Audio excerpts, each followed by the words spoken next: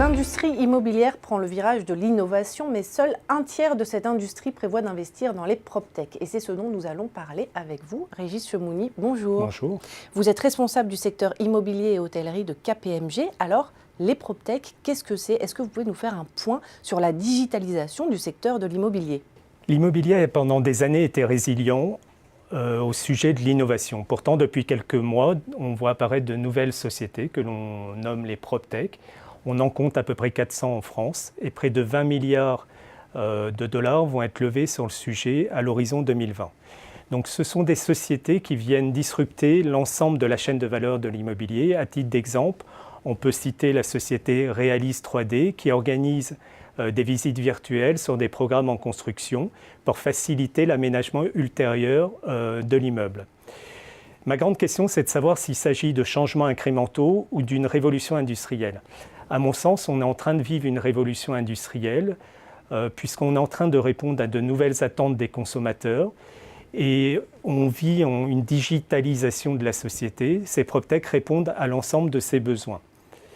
C'est également le sens de l'histoire. On a pu vivre dans d'autres industries ces mêmes sociétés qui venaient disrupter le paysage, dans le retail avec des sociétés comme Amazon ou les fintech dans le secteur bancaire. Mais dans toute révolution industrielle, il y a 3 étapes. La première étape, c'est de venir disrupter de manière frontale l'industrie. La seconde, c'est de s'adapter, de s'interroger. Et la troisième, c'est de venir adopter l'ensemble des sujets d'innovation. Alors, si j'ai bien compris, là, la disruption est lancée. Du coup, est-ce qu'on est dans la phase d'acceptation maintenant? Certainement, la France a pris le virage de l'innovation. On peut le voir notamment dans l'étude KPMG, la Global PropTech Survey, qui corrobore cette analyse. Et c'est vrai en France, c'est vrai au niveau aussi international. Il y a 2 grandes raisons. La première, il y a une disruption technologique indéniable. On voit dans la presse des sujets qui font la une quasiment quotidiennement, comme les sujets d'évolution des objets connectés, des smart buildings, des voitures autonomes, d'intelligence artificielle, etc. Donc il y a une vraie disruption technologique. La seconde disruption, elle est d'ordre d'usage. Aujourd'hui, on doit vivre avec la génération des millennials qui ont des aspirations différentes sur la façon de vivre, la façon de consommer, la façon d'habiter.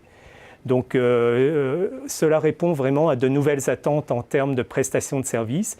Et c'est un changement culturel parce que désormais le locataire devient un utilisateur et l'immeuble qui était un bien tangible devient un bien intangible puisqu'on parle plus de prestations de services. Alors en 2 mots, comment est-ce que vous voyez l'avenir ? Mais je crois que désormais l'innovation n'est plus un mot tabou. La France a pris le virage de l'innovation. Je crois de plus en plus à une cross-fertilisation entre ces 2 univers, le monde digital des PropTech et l'économie dite traditionnelle. Les acteurs apprennent déjà à se parler, à collaborer, soit dans le cadre d'acquisition de PropTech, soit dans le cadre de partenariats.